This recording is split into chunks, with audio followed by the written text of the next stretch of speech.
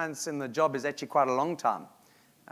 So that was my concern at the time. But I remember in September of 2008, sitting down with each one of the players and asking them where they wanted to go with their cricket careers. Here were a legendary, highly skilled bunch of individuals, but my sense was they weren't flying in formation. They were moving in different directions.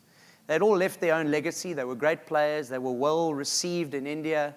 They received a lot of adoration, and in fact, to the extent, as the Indians in this room would know, there was actually a lot of obsession around the individuals. To see a guy like Sachin Tendulkar, as I said, probably the greatest cricketer that'll ever live, certainly in the modern era, start talking about how the highlights of his career have been about what we were doing as a team rather than what he was achieving as an individual.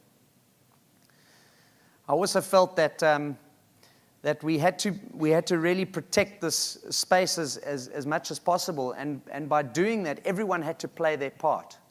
And certainly one of our mantras in the World Cup, we had a sort of a 6-week tournament and an 18-month preparation leading into that tournament.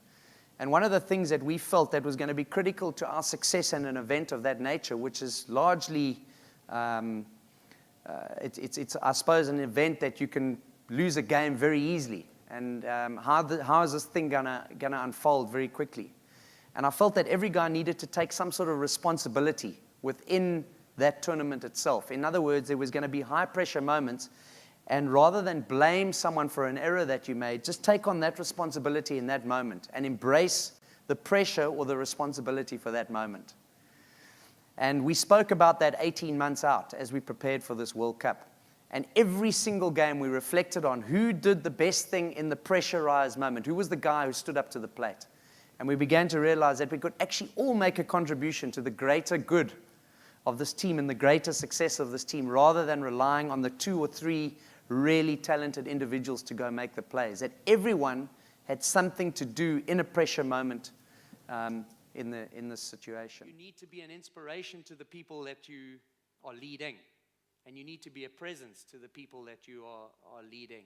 And that also is something that takes time to build up. And really, if you give all of yourself authentically to any environment, and the people that you are leading see that, you can build respect out of that. And people will follow you because of that. And it can be done in different ways.